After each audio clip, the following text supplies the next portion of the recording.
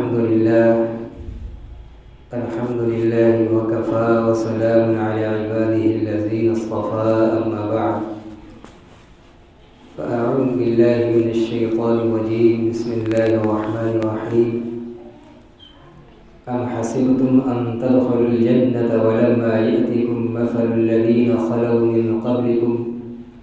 مستهم البأساء والضراء وزلزلوا حتى يقول الرسول والذين آمنوا معه متى نصر الله ألا إن نصر الله قريب وقال سبحانه وتعالى ألف لام ميم أحسب الناس أن يتركوا أن يقولوا آمنا وهم لا يفتنون ولقد فتنا الذين من قبلهم فليعلمن الله الذين صدقوا وليعلمن الكاذبين وقال سبحانه وتعالى وقال الذين كفروا لرسلهم لنخرجنكم من أرضنا أو لتعودن في ملتنا فأوحى إليهم ربهم لنهلكن الظالمين ولنسكننكم الأرض من بعدهم ذلك لمن خاف مقامي وخاف وعيد صدق اللہ العظیم۔ حضرات گرامی، محترم بزرگ اور دوستوں اور عزیز ساتھیوں، ابھی قرآن کریم کے سورہ بقرہ کی آیت نمبر 214 کی تلاوت کی گئی ہے۔ اس آیت سے پہلے چند آیات کے اندر سورہ بقرہ کی اسلام اور کفر، مسلمان اور کفار، انبیاء اور مشرکین کے درمیان معرکہ آرائی اور مخالفت کے بیان کا ذکر ہے، اور پھر اس کے بعد اس آیت کے اندر جو ابھی تلاوت کی گئی نبی اکرم صلی اللہ علیہ وسلم اور ان کے ماننے والوں کے لیے یکگونا تسلی کا سامان دیا گیا ہے۔ قرآن نے یہ پیغام دیا ہے ایمان والوں کو کہ لوگ اللہ کی طرف سے ایک ملت اور ایک قوم بنا کر بھیجے گئے تھے، اور قرآن نے حضرت آدم علیہ نبینا وعلیہ الصلاۃ والتسلیم کے آنے اور اس کے بعد دنیا کے گزارنے کا انسان کے لیے جس خدائی پیغام کے آنے اور اس کے مطابق زندگی گزارنے کی خبر سنائی گئی تھی، فَإِمَّا يَأْتِيَنَّكُم مِّنِّي هُدًى فَمَن تَبِعَ هُدَايَ فَلَا خَوْفٌ عَلَيْهِمْ وَلَا هُمْ يَحْزَنُونَ، کہ تم لوگ اب اس وقت تو یہاں سے جنت سے نکل جاؤ اور زمین کی طرف اترو، پھر زمین پر تمہارے پاس میری طرف سے ہدایت کا پیغام پہنچے گا، جو اس کو قبول کر کے اس کی پیروی کرے گا تو پھر اس کے اوپر کسی طرح کا کوئی خوف و غم، رنج اور افسوس کا ماحول اور کیفیت نہیں ہوگی۔ سورہ بقرہ کے اندر اللہ تبارک و تعالی نے فرمایا ہے کہ کان الناس امۃ واحدہ، لوگ اس ایک خدائی پیغام پر جو سب سے پہلے حضرت آدم علیہ السلام کے ذریعے انسان پر اترا ہے، انسانیت اس پیغام پر مجتمع ہو کر دنیا میں ایک قوم تھی، پوری ایک قوم تھی، لیکن شیطان اور نفس کی مسلسل چال بازیوں اور مقابلہ آرائی سے انسان مغلوب ہو کر اس راہ سے جو حضرت آدم علیہ السلام کے ذریعے زمین پر راہ خدا بچھائی گئی تھی، انسان اس سے انحراف کرنے لگا، بھٹکنے لگا، یہاں تک کہ اللہ تبارک و تعالی دوسرے انبیاء کو بھیجتے تاکہ وہ راہ خدا کا نشان بتلائیں، جس منزل سے وہ ہٹ رہے ہیں ان کو متنبہ اور متوجہ فرمائیں۔ نبیوں نے جب انسان کو ان کے حقیقی اور مقصود منزل کی طرف متوجہ کرنا چاہا تو تو جس راہ پر وہ اپنی نفسانی اور شیطانی خواہش کی بنیاد پر چلے تھے اس کے خلاف پر ان کو محسوس ہوئی نبی کی دعوت، حالانکہ وہی وہ حقیقی دعوت ہے، وہ نشان راہ ہے جس پر حضرت آدم کو بھیجا گیا اور ان کے بعد ان کی نسلوں اور انسانوں کو چلنے کے لیے اس زمین پر اتارا گیا تھا۔ لیکن انبیاء جب متوجہ کرتے، نبیوں نے متوجہ کرنا شروع کیا تو کچھ لوگ ان کی مخالفت کے اندر آ گئے، اپنی نفسانی اور شیطانی قوت سے مغلوب ہو کر راہ خدا اور منزل مقصود پر چلنے کے بجائے اس راہ پر چلانے والی محترم شخصیات انبیاء سے مخالفت کر بیٹھی، اور مخالفت صرف زبانی اور عملی نہیں تھی بلکہ نبیوں کی جو اصل دعوت تھی، راہ خدا اور منزل مقصود تک پہنچانے والا جو اصل عمل تھا، اور جو حضرت آدم علیہ السلام کے ذریعے پہلے اس سرزمین پر بچھائی گئی تھی، اس پر چلنے والے اور اس راہ کی دعوت دینے والوں کو طرح طرح سے ستائے جانے اور تکلیف اور عذاب میں مبتلا کیے جانے کا سلسلہ شروع کیا گیا۔ پھر وہیں سے دنیا کے اندر انتشار پیدا ہو گیا۔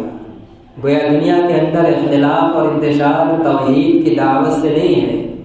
توحید سے ہٹنے کی وجہ سے ہے۔ توحید پر جب تک پوری امت قائم تھی، حضرت نوح علیہ السلام کے پہلے تک دنیا ایک ملت اور ایک قوم تھی، اس میں کوئی اختلاف نہیں تھا۔ لیکن نفس اور شیطانیت جب غالب آ گئی انسان کے اندر، اپنی اصل منزل سے جب وہ ہٹا ہے، اور پھر حضرت نوح علیہ السلام اور اس کے بعد انبیاء کے ذریعے اصل راستے کی طرف جب لے جانے کی کوشش کی گئی، وہیں سے مخالفت اور انتشار افتراق کا سلسلہ شروع ہوا ہے۔ گویا کہ جب سے توحید سے ہٹنا شروع ہوا ہے، شرک اور کفر اور بت پرستی کی طرف میلان شروع ہوا ہے، تبھی سے دنیا کے اندر انتشار ہو گیا ہے۔ وہ وحدت جو حضرت آدم علیہ السلام سے لے کر ایک لمبے زمانے تک قائم و باقی رہی، اس وحدت و اتحاد کو توڑنے والی چیز بت پرستی ہے، شرک ہے، خدا فراموشی ہے، اپنے خالق اور حقیقی مالک سے انحراف اور بغاوت ہے۔ انبیاء آتے رہے اور متوجہ کرتے رہے، لیکن قوموں کے کچھ لوگ مخالفت پر اور طرح طرح کی ایذا رسانی پر اتر آئے، یہاں تک کہ نبی آخر الزمان جناب محمد رسول اللہ صلی اللہ علیہ وسلم کی بعثت ہوتی ہے۔ آپ جس دور کے اندر مبعوث کیے گئے، مصلحت خداوندی کے مطابق ایک عجیب اتفاق اور دور تھا کہ حضرت عیسیٰ علیہ السلام کے بعد تقریباً 600 سال تک کوئی آسمانی رہبر، کوئی نبی نہیں آیا، جس کی بنا پر انسان نفس اور شیطان کے مسلسل ارغام سے مغلوب ہوتا چلا گیا اور توحید سے اتنا ہٹتا چلا گیا کہ دنیا میں نبی کے نشان اور تعلیم کے مطابق توحید کی کوئی منزل، کوئی رمق باقی نہیں تھی۔ بت پرستی، شرک اور کفر کی آماشگاہ دنیا بن چکی تھی، اور پھر جو اس کے نتیجے میں جو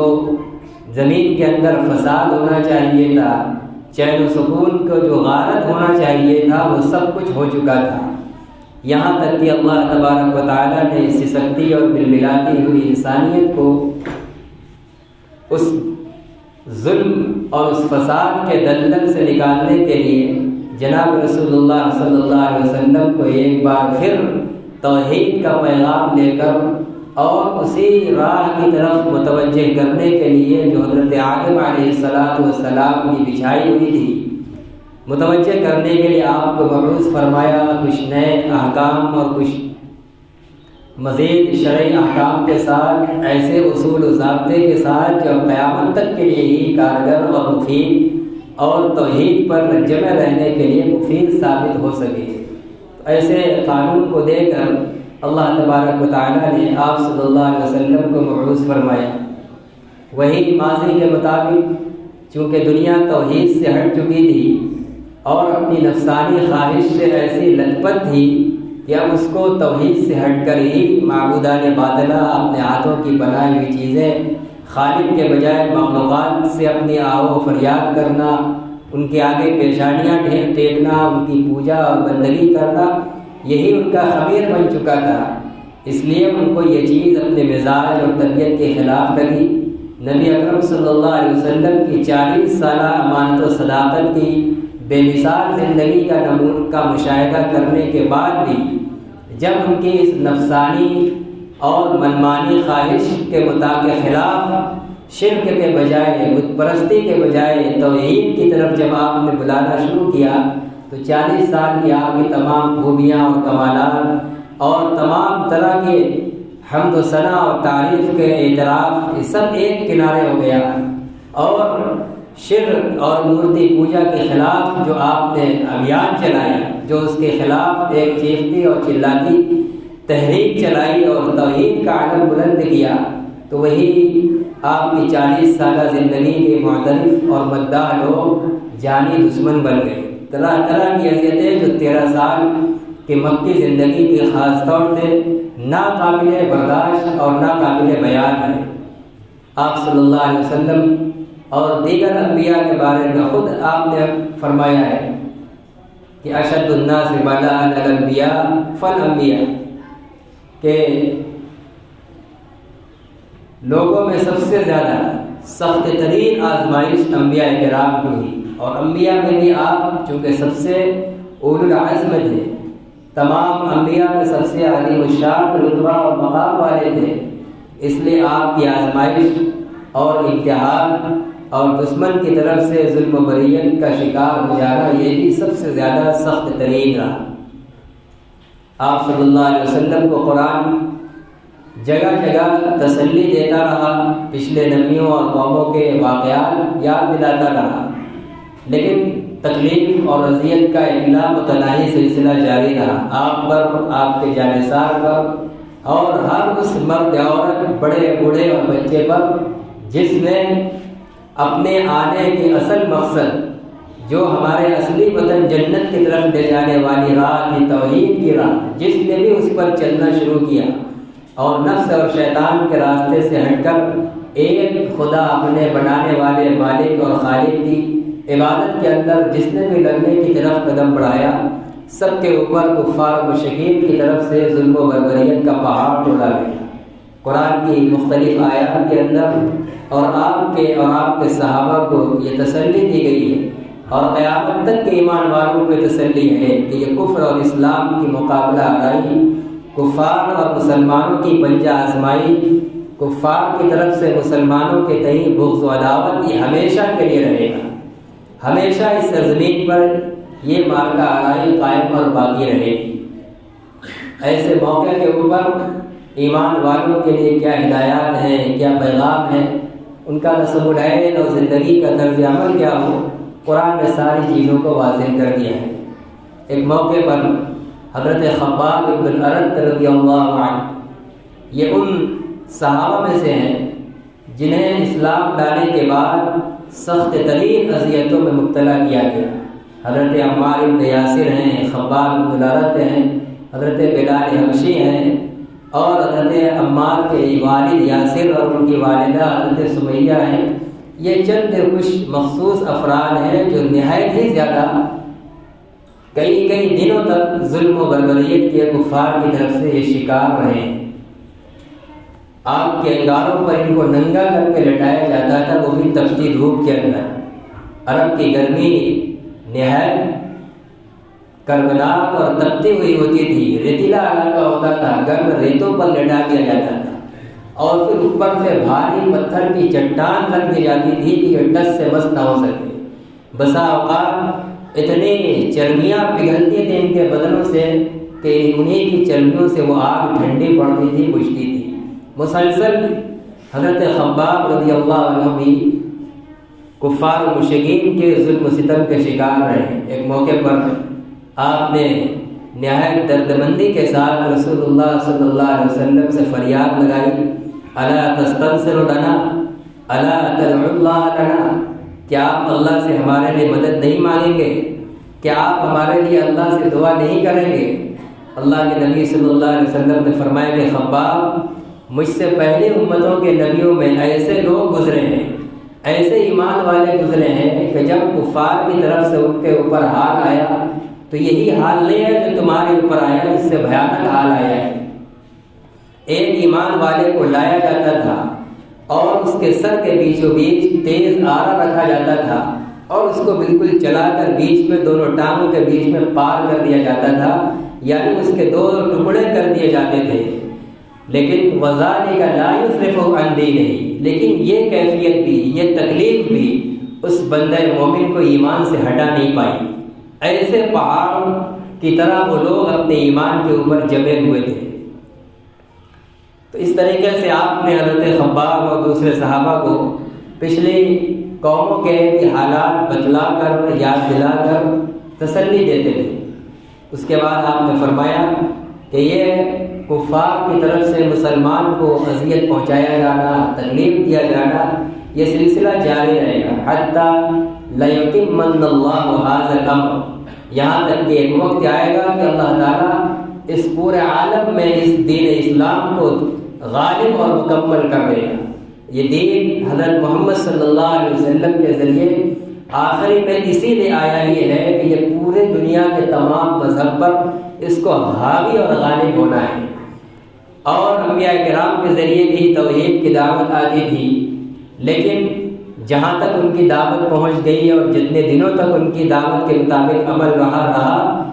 پوری دنیا کے اوپر وہ غالب ہو جائے اس کی ضمانت نہیں دی گئی تھی، لیکن آپ کے ذریعے اس کی ضمانت لے لی گئی کہ اللہ کا یہ دین اسلام، جس کی بنیاد اور اصل کا سلسلہ حضرت آدم سے شروع ہو کر محمد رسول اللہ صلی اللہ علیہ وسلم پر ختم ہو رہا ہے، یہ ایک وقت آئے گا کہ پوری دنیا میں کامل و مکمل ہو جائے۔ قرآن نے جگہ جگہ مختلف آیات کے اندر بھی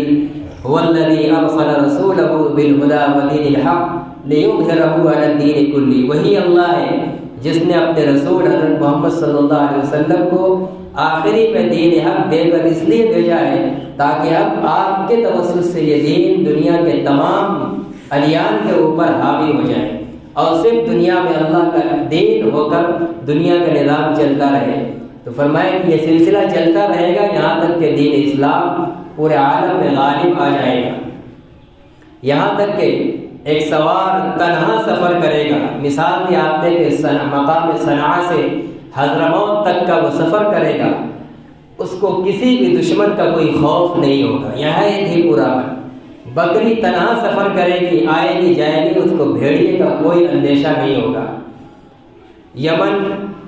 کا ایک حصہ ہے، ایک شہر ہے صنعاء، اور حضرموت یہ بھی یمن کا ہی شہر ہے، اور آج کے جغرافیائی اعتبار سے دونوں کے درمیان تقریباً 800 کلومیٹر کا فاصلہ ہے، یعنی 800 یا 1000 کلومیٹر کا اتنا لمبا فاصلہ عموماً آدمی تنہا سفر کرے تو خطرات سے مطمئن نہیں ہے، چاہے ماضی میں، چاہے آج، چاہے آئندہ بھی۔ لیکن فرمایا کہ ایک وقت ایسا آئے گا کہ دین محمدی پورے عالم کے اندر عام اور تام ہو جائے گا، کوئی اور مذہب سرزمین دنیا پر باقی نہیں رہے گا، اور اس وقت امن کا یہ عالم ہوگا کہ بندہ ہزاروں ہزار کلومیٹر تنہا سفر کرے گا، کسی دشمن کا کوئی اندیشہ نہیں ہوگا، اور بھیڑیا اکیلے آئیں گے جائیں گی، بکریاں اکیلی آئیں گے جائیں گے، لیکن ان کو اپنے اوپر بھیڑیوں کے حملے کا کوئی خطرہ نہیں گا، نہایت ہی پرامن دور ہوگا۔ یہ پیغام ہے اس بات کی طرف کہ دنیا جس امن و سکون کے لیے کوشاں ہے، کانفرنسیں ہو رہی ہیں، کوششیں ہو رہی ہیں، مختلف مذاہب کے لوگ بیٹھ کر، یہ اس وقت تک کامل و مکمل نہیں ہو سکتا دنیا کے اندر امن و امان جب تک کہ 100% محمد رسول اللہ کا دین اس دنیا کے اوپر غالب نہیں آ جائے گا۔ اس کے بغیر پورے عالم کے اندر امن و سکون کے قیام کی کوششیں رائگاں اور بیکار ہیں۔ اگر امن کی کوشش ہے اور مطلوب ہے، چاہا جا رہا ہے، تو توحید کے پیغام کو عام کرنا یہ مسلمانوں کی ذمہ داری ہے، اور امن کے متلاشی لوگوں کی یہ ذمہ داری ہے کہ اس پیغام توحید کو قبول کریں، کفر و شرک اور بت پرستی اور مورتی پوجا کے دلدل اور گندگی سے باہر آئیں، ورنہ اس میں رہ کر دنیا میں امن و سکون قائم نہیں ہو سکتا۔ فرمایا کہ یہ قائم ہوگا اس وقت، ایک دور آئے گا کہ جب دین اسلام پورے عالم میں عام ہو جائے گا، اور تنہا ایک مسافر مقام صنعاء سے حضرموت تک سفر کرے گا اس کو کسی دشمن کا کوئی اندیشہ نہیں ہوگا، اور بکریاں آئیں گے جائیں گے ان کو بھیڑیوں کا کوئی خوف نہیں ہوگا، نہایت ہی پرامن دور ہو جائے گا۔ اس دور کے آنے تک اسلام اور کفر کی مارکہ آرائی، کفار کی طرف سے مسلمانوں کو ایذا رسانی، تکلیف اور اذیت کا پہنچایا جانا، یہ سلسلہ جاری رہے گا۔ انہیں عمار بن یاسر رضی اللہ تعالی عنہ کی جب یہ فریاد ہوئی کہ الا تستنصر لنا، الا تدعو اللہ لنا، کہ اللہ کے نبی ہم کس کرب اور اذیت کے اندر مبتلا ہیں، کیسی تکلیف برداشت کر رہے ہیں، کیا عذاب اور مصیبت کا پہاڑ ہمارے اوپر ٹوٹا ہوا ہے کہ آپ اللہ سے ہمارے لیے مدد کی فریاد نہیں کریں گے اور ہمارے لیے اللہ سے دعا نہیں کریں گے۔ اس موقع پر یہ آیت نازل ہوئی تھی سورہ بقرہ کی، ام حسبتم ان تدخلوا الجنة ولما يأتكم مثل الذين خلوا من قبلكم، کیا اے مسلمانوں کیا تم نے یہ گمان اور یہ خیال کر لیا ہے کہ تم جنت میں داخل ہو جاؤ گے اور تم پر پہلے جیسے ایمان والوں کے حالات نہیں آئیں گے؟ پہلے جیسے ایمان والوں پر کیا ہے؟ مستهم البأساء، ان کے اوپر مصیبتیں آئیں، فقر فاقہ آیا، والضراء، ان کے اوپر عذاب اور تکلیفیں آئیں، بیماریاں بھی آئیں گی، معیشت کی تنگی بھی آئیں گی، کفار و مشرکین اور ظالم حکمرانوں کے اذیتناک اور بھیانک مظالم کا بھی سامنا کرنا پڑا ان کو بھی۔ تو مسلمانوں کیا تم یہ گمان کر بیٹھے ہو کہ ان لوگوں کے جیسا حال کا سامنا تم کو نہیں کرنا پڑے گا؟ ان حالات اور ان تکالیف کا سامنا کیے بغیر یوں ہی جنت کے اندر داخل ہو جاؤ گے؟ تمہارا یہ خیال ہے؟ ایسا نہیں ہو سکتا۔ ان حالات کا، ان تکالیف اور عذاب کا سامنا تو بہرحال کرنا پڑے۔ تو مستهم البأساء والضراء، پہلے کے لوگوں کو، ایمان والوں کو مصیبتوں نے اور فقر فاقہ نے ان کو چھوا، ان کو گھیرا، اور عذاب اور تکلیفوں نے گھیرا۔ وزلزلوا، اور دشمنوں کی طرف سے وہ اتنا ٹارچر کیے گئے، اتنا جھنجھوڑے اور ستائے گئے، حتی یقول الرسول والذین معہ، اتنا ٹارچر کیے گئے یہاں تک کہ عاجز آ کر وقت کے رسول اور ایمان والے، ان کو ماننے والے، ان پر ایمان رکھنے والے یہ پکار اٹھے کہ متی نصر اللہ، آخر کب اللہ کی مدد آئے گی؟ اس جیسا جب حال ہو جائے کہ وقت کا نبی، آپ مسلمان تو کیا وقت کا نبی بھی متی نصر اللہ، اللہ کی مدد آخر کب آئے گی، اتنا جھنجھوڑ دیا جائے، اتنا ٹارچر کر دیا جائے کفار و مشرکین کی طرف سے، جب یہ کیفیت ہو جائے گی تب اللہ فرماتے ہیں کہ سنو الا ان نصر اللہ قریب۔ جب خوب تم کو جھنجھوڑ دیا جائے گا، خوب ٹارچر کیا جائے گا، اور تمہاری زبان سے نکلنے لگے گا کہ آخر اللہ کی اب کب مدد آئے گی، لیکن یہ قرآن کا بیان سن کر بغیر کچھ کیے یوں ہی نکلنے والا نہیں ہے۔ ایمان کے تقاضوں پر، ایمان اور اسلام کے تعلیمات پر عمل کرنا پڑے گا، پھر اس کے بعد ہی حالات کے نتیجے میں ایمان پر جمتے ہوئے یہ ندا نکلے گی، ورنہ اندر سے اگر ایمان کھوکھلا ہوگا تو یہ عذاب کی، ظلم و ستم کی آندھیاں کمزور درختوں کو اکھاڑ پھینکتی ہیں، مضبوط درخت ہی آندھیوں کا مقابلہ کرتے ہیں۔ اس لیے مضبوط ایمان والوں کی زبان سے کلمے نکلیں گے متی نصر اللہ، کہ آخر اللہ کی مدد کب آئے گی؟ جب اولو العزم پیغمبروں جیسے لوگ اور ان کے اوپر مضبوط ایمان رکھنے والے لوگوں کی یہ حالت ہو جائے گی تو اللہ فرماتے ہیں کہ سنو، یہ کیفیت اس بات کا پیش خیمہ ہے کہ اب اللہ کی مدد عنقریب آنے والی ہے۔ اس لیے ہمارے اوپر بھی حالات ہیں، حالات بڑھتے جائیں گے، بگڑتے جائیں گے، لیکن جب کامل اور متقی ایمان اور پرہیزگار ایمان والے ان قرآن کے بیان کے مطابق پچھلی قوموں کی طرح ان ظالموں کے، کفار مشرکین کی ایذا رسانی اور ان کی تکلیف اور مظالم سے عاجز آ کر جب ان کی بھی یہ کیفیت ہوگی کہ ان کا اندر کا ایمان متی نصر اللہ کی پکار زبان سے نکالنے لگے، تو یہ علامت ہے اس بات کی کہ اب اللہ کی مدد بالکل قریب ہے۔ ظلم کو اللہ تعالیٰ مہلت دیتے ہیں، ظلم جب اپنی ایک دم آخری حد تک پہنچتا ہے، دنیا کو یہ لگتا ہے کہ اب امن پسند اور انصاف پسند لوگوں کا خاتمہ ہی ہو جائے گا، دنیا کے ذرے ذرے پر ظالموں کی ہی حکمرانی ہوگی۔ جب ایمان والے یہ سوچنے لگتے ہیں اور ظلم اس حد تک پہنچ جاتا ہے تو یہ علامت ہے کہ اس بات کی کہ اب ظلم کا خاتمہ ہونے والا ہے، ظلم اپنی حد پار اور حد پر پہنچ چکا ہے، ظلم خاتمہ ان کا ہونے والا ہے، اور اللہ کے ماننے والوں کی عزت اور سربلندی کا ایک بار پھر عروج ہونے والا ہے۔ اسی طرح سورہ عنکبوت کے اندر فرماتے ہیں الف لام میم احسب الناس ان یترکوا ان یقولوا آمنا، کیا لوگ یہ سمجھتے ہیں کہ وہ صرف کہہ دیں کہ ہم مسلمان ہیں، بس اتنے ہی سے ان کو چھوڑ دیا جائے گا؟ اتنا کہہ دینے سے ان کے اوپر کفار مشرکین کے مظالم نہیں آئیں گے، ظلم و ستم نہیں آئیں گے، بس مسلمان ہیں، کہہ دیا کہ ہم اللہ کو ماننے والے ہیں، تو بس اللہ تعالیٰ کی ٹھیکیداری ہو گئی ان کو بس راحت و آرام سے رکھنے کی، ان کو مظالم سے بچائے رکھنے کی۔ لوگوں کا یہ خیال ہے کہ صرف ہم کہہ دیں کہ ہم مسلمان ہیں، ہم ایمان والے ہیں، تو پھر ان کو کسی آزمائش میں نہیں ڈالا جائے گا۔ یہ نہیں ہو سکتا، یہ خواب خیال ہے۔ وَلَقَدْ فَتَنَّا الَّذِينَ مِن قَبْلِهِمْ، اللہ تعالیٰ فرماتے ہیں کہ ایمان والے صرف آپ ہی نہیں رہے ہیں، ایمان والے آپ سے پہلے بھی نبیوں کو ماننے والے رہے ہیں۔ ہم نے پہلے کے ایمان والوں کو بھی آزمایا ہے، تم لوگوں کو بھی آزمائیں گے، بیماریاں بھیجیں گے، مصیبتیں بھیجیں گے، کساد بازاری ہوگی، معاشی تنگی ہوگی، بحران ہوگا، اور کفار مشرکین اور ظالم حکمرانوں کی ناقابل برداشت اذیت اور تکالیف کا سامنا کرنا پڑے گا۔ ہر طرف ظلم ہی ظلم کی آواز نظر آئے گی، جیسے اس وقت نظر آ رہی ہے۔ پچھلے چند سالوں سے ادھر ہفتے اور مہینے سے اور ظلم جیسے لگ رہا ہے کہ آخری حد پر پہنچتا چلا جا رہا ہے۔ آج کہیں مسجدیں ڈھائی جا رہی ہیں، کل کہیں قبرستان ڈھایا جا رہا ہے، صبح کو کہیں مدرسہ ڈھایا جا رہا ہے، شام میں کسی دوسرے مدرسے کو ڈھایا جا رہا ہے۔ یہ اس وقت ملک کا منظرنامہ، سیاسی منظرنامہ صرف نہیں ہے، یہ قرآن کے اسی بیان کے مطابق اسلام اور کفر کی وہی جنگ ہے جو 1400 سال میں نہیں، اس سے پہلے انبیاء کرام کے زمانے سے چلی آ رہی ہے، اور یہ چلتی رہے گی یہاں تک کہ اس امت کے اخیر زمانے میں حضرت عیسیٰ علیہ السلام اور امام مہدی کا ظہور ہوگا۔ تب تک یہ کفر اور اسلام کی مارکہ آرائی چلتی رہے گی۔ یہ کیوں ہوتی آزمائش؟ فَلَيَعْلَمَنَّ اللَّهُ الَّذِينَ صَدَقُوا وَلَيَعْلَمَنَّ الْكَاذِبِينَ۔ اللہ تعالیٰ سورہ عنکبوت میں آگے فرماتے ہیں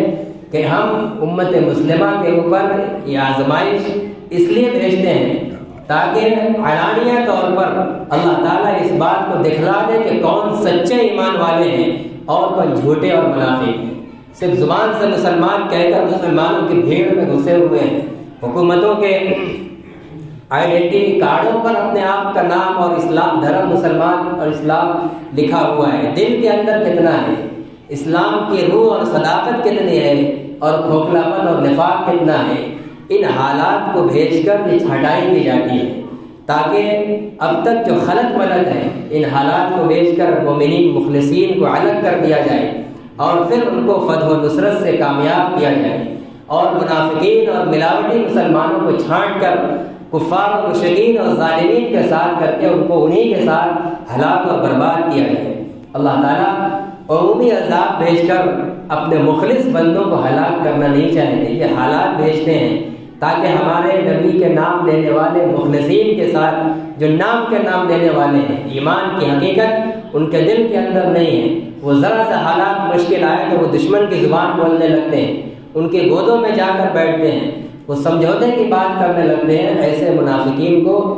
کامل ایمان والوں سے اللہ تعالیٰ الگ کرنا چاہیے۔ قرآن کہہ رہا ہے فَلَيَعْلَمَنَّ اللَّهُ الَّذِينَ صَدَقُوا وَلَيَعْلَمَنَّ الْكَاذِبِينَ، کہ ہم ایمان والوں کو آزما کر کامل اور سچے اور جھوٹے ایمان والوں کو الگ کرنا چاہتے ہیں، دونوں کو پرکھنا چاہتے ہیں۔ یہ وہ حالات یا چھلنی ہے جو چھاننے اور علیحدگی کا کام کرتے ہیں، اور جب بھی ملت مسلمہ کو ایک بار پھر سے نیا عروج ملتا ہے تو اس سے پہلے پیچھے 1400 سال کی تاریخ ہے کہ اللہ تبارک و تعالیٰ پہلے امت کی چھٹائی کرتے ہیں، امت کے اندر کھرے اور کھوٹوں کو الگ کرتے ہیں، کھوٹوں کو بیکار اور برباد کر دیتے ہیں، اور کھرے لوگوں کو یرث من عبادی الصالحون کہ اپنی زمین سرزمین کا وارث اور مالک اللہ تعالیٰ اپنے مخلص بندوں کو بناتے ہیں۔ تو مخلصین کو الگ کر رہے ہیں تاکہ جب ایک بار پھر اہل اسلام کے ہاتھوں میں زمین کی حکمرانی ہو، حکومت کی باغ ڈور ہو، تو اس باغ ڈور کے اندر ملاوٹی مسلمان شامل نہ ہو جائیں، نام کے ایمان والے شامل نہ ہو جائیں، ان کو علیحدہ کیا جائے۔ ان الارض یرثها عبادی الصالحون، کہ زمین کے وارث اور مالک ہمارے نیک بندے بنے، جھوٹے لوگ اس کے وراثت میں حکومت کے حکم ساجدار اور اس کے شریک نہ بن جائیں، اس لیے یہ حالات بھیجے جاتے ہیں۔ اب یہ ہمارے اوپر ہے، ہم اللہ تعالیٰ کی اس آزمائش میں ہم صادقین کے ساتھ جانا چاہتے ہیں، کامل اور مخلص ایمان والوں کے صف میں جانا چاہتے ہیں، یا منافق اور جھوٹے لوگوں کے ساتھ جانا چاہتے ہیں۔ منافقین کا انجام جہنم ہے اور مخلصین کا انجام دنیا کے اندر میں سرخ روئی اور آخرت کے اندر جنت اور اللہ کی رضا اور خوشنودی ہے۔ اسی طرح آگے سورہ ابراہیم کے اندر اللہ تبارک و تعالیٰ نے فرمایا ہے کہ دنیا یہ بتلانے کے لیے کہ یہ تاریخ ہمیشہ رہی ہے، کفر اور اسلام کی مارکا رہی۔ وقال الذین کفروا لرسلہم، کہ پہلے بھی کافر اپنے رسول اور ان کے ماننے والوں سے کہہ چکے ہیں، لنخرجنکم من ارضنا،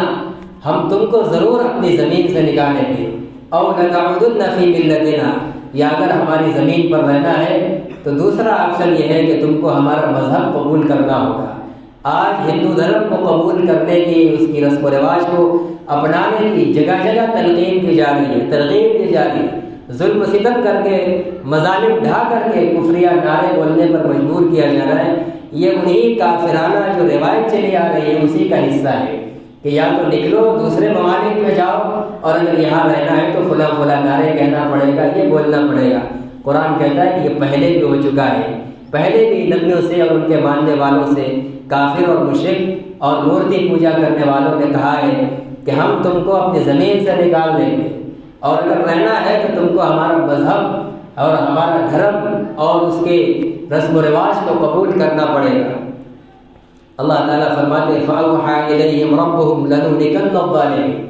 جب ایمان والوں کے اس صورتحال کا مقابلہ کرنا پڑ جائے کہ یا تو نکلو یا کافر بن جاؤ، ہندو بن جاؤ،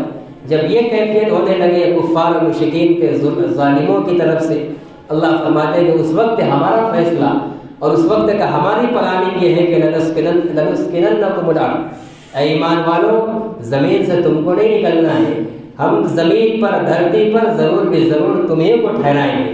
اس دھرتی کے باشندے تم ہی بن کے رہو گے، وَلَنُهْلِكَنَّ الظَّالِمِينَ، اور ہم ظالموں کو ہلاک کریں گے۔ جب یہ بولی آنے لگے کہ رہنا ہے تو نکل جاؤ، اور اگر رہنا ہو تو ہمارے مذہب کے رسم و رواج اور طور و طریقہ اور عبادت کو قبول کرنا پڑے گا، جب ظالم اور کافرین کی یہ آواز ہونے لگے جیسا کہ ہمارے ملک میں ہو رہا ہے، تو یہ وقت مایوسی کا نہیں ہے۔ قرآن یہ اس وقت میں امید دلا رہا ہے، ایمان والوں کے پر امید ہونے کا وقت ہے کہ ہمارے اوپر اب اس درجہ مظالم آ گئے کہ اب ہم کو ہندو بنانے کے لیے مجبور کیا جانے لگا۔ اس کا مطلب یہ ہے کہ یہ ظالم ملک سے اکھاڑے جانے والے، ان کا وقت قریب ہے، اور اللہ تعالیٰ ہمارے قدم کو اور مضبوطی سے اس دھرتی کے اوپر جمائے گا۔ اس لیے یہ حالات جتنی بھی تکالیف ہیں کسی بھی ملک کے حصے کے اندر ہیں، یہ مستقبل کے لیے ہمارے لیے بڑے امید افزا ہیں، حوصلہ بخش ہیں۔ ضرورت ہے کہ ان مواقع سے فائدہ اٹھاتے ہوئے ہم اللہ کی طرف متوجہ ہو جائیں، ایمان کی طرف آ جائیں۔ اللہ تعالیٰ فرماتے ہیں کہ یہ ظالموں کی ہلاکت اور اس کے بعد زمین میں تمہارے قدم کو ٹھہرایا جانا، زمین کا باشندہ تم کو بنایا جانا، یہ تمام مسلمان اس کے مخاطب نہیں ہیں۔ فرمایا ذَلِكَ لِمَنْ خَافَ مَقَامِي وَخَافَ وَعِيدِ، یہ معاملہ میرا اور یہ انعام، یہ فیصلہ اس بندے کے لیے ہے جو میدان محشر میں میرے سامنے کھڑے ہونے سے ڈرتا ہے، حساب و کتاب کا جس کو ڈر ہے، اور جو میرے عذاب سے ڈرتا ہے۔ ظاہر ہے کہ جس کو حساب و کتاب کا ڈر ہوگا، آخرت کے عذاب کا ڈر ہوگا، وہ کبھی دنیا کے اندر اللہ کی بغاوت کر کے اور اس کی نافرمانی کر کے زندگی نہیں گزارے گا، وہ کفر و شرک کی طرف مائل نہیں ہوگا، وہ فرائض و واجبات کو پامال نہیں کرے گا، وہ فرائض کو ادا کرنے والا بنے گا، حقوق کو ادا کرنے والا ہوگا۔ یعنی مختصر لفظ کے اندر حضرت محمد صلی اللہ علیہ وسلم کے دین و شریعت کو اپنانے والا بنے گا۔ ایسے لوگوں کے لیے قرآن کا یہ اعلان ہے کہ جب ظالم یہ بولنے لگے کہ یا تو ہندو بن جاؤ اور ہمارے یہ نعرے لگاؤ ورنہ اس ملک سے نکلو اور پاکستان جاؤ، جب یہ نعرے لگنے لگے تو ایمان والوں سنو، ہم تمہیں کو اس زمین میں ٹھہرائیں گے اور ان ظالموں کو ہلاک کر دیں گے، نیست و نابود کر دیں گے۔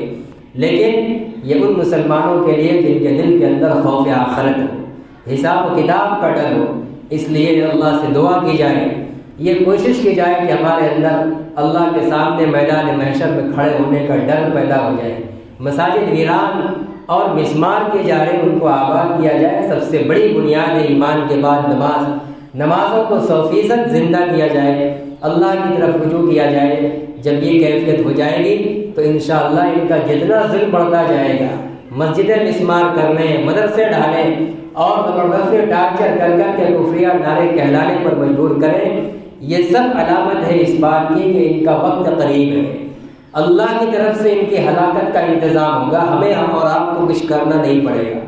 اور اللہ اپنی قدرت سے اس دھرتی پر ہمیں یہاں کا باعزت باشندہ اور ایک نمبر کا باعزت شہری بن کر زندگی گزارنے کا موقع نصیب فرمائے گا۔ اور یرثھا من عبادی الصالحون، مسلمانوں میں سے نیک اور مخلص ایمان والوں کو، یہی نہیں پورے عالم اسلام کی، پوری دنیا کی حکمرانی اور باغڈور انشاءاللہ وقت قریب آ رہا ہے، ملے گی۔ اللہ تعالی ہم سب کو خوف آخرت اور حساب و کتاب اور اللہ کے عذاب کا ڈر ایسا ہمارے اندر پیدا فرما دے جو ہمیں گناہوں سے روک دے اور نیکیوں کی طرف مائل کر دے۔ وآخر دعوانا الحمدللہ رب العالمین۔